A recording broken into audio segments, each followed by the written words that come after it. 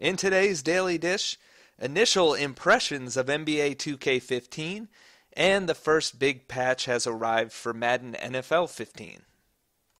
It's NBA 2K15 release day, and having played about 6 hours by now, I've streamed all of them. I'd be remiss not to go into some basic impressions and experiences. First, I wanted to try the face scan and get that in for my player.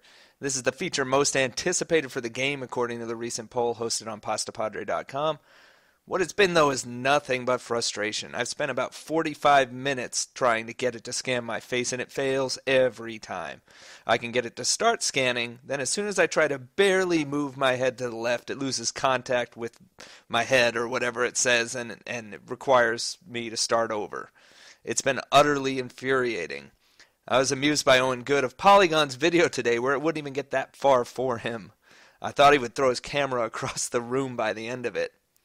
There are some people who have had success with it, rare as they may be, so it's apparently not just flat out broken. But who knows why it works for some, doesn't at all for others, and in some cases creates alien-like creatures.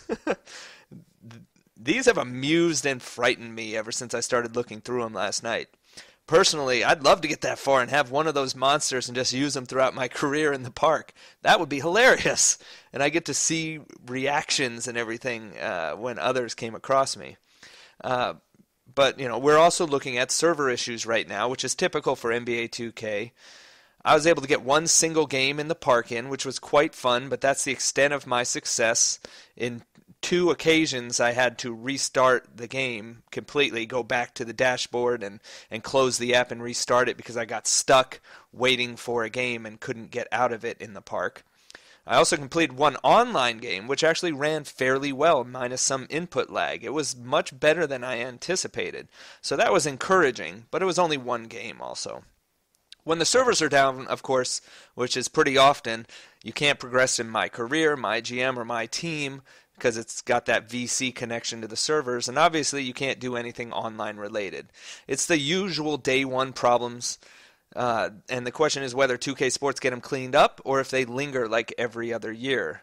One positive is that they do have the new My League mode. I haven't dug into that yet, but you can play that. It's completely offline.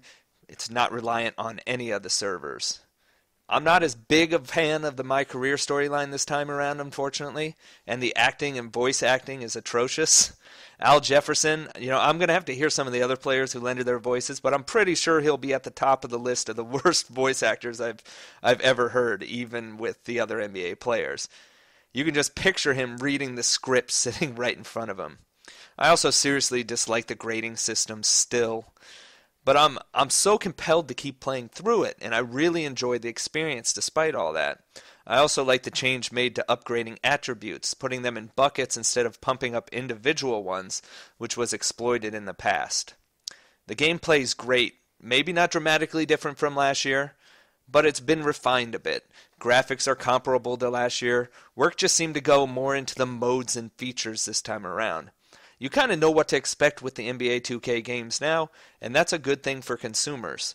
Overall, it's a very complete product, assuming the servers and online become stable and reliable going forward. I really like the game, even though there are some issues and design decisions I don't necessarily agree with. More impressions later this week, including a full roundtable discussion on the Press Row podcast on Friday. Well, just one day after talking about how Madden NFL 15 didn't have a patch yet and why that wasn't unusual, it of course has arrived for all of the systems.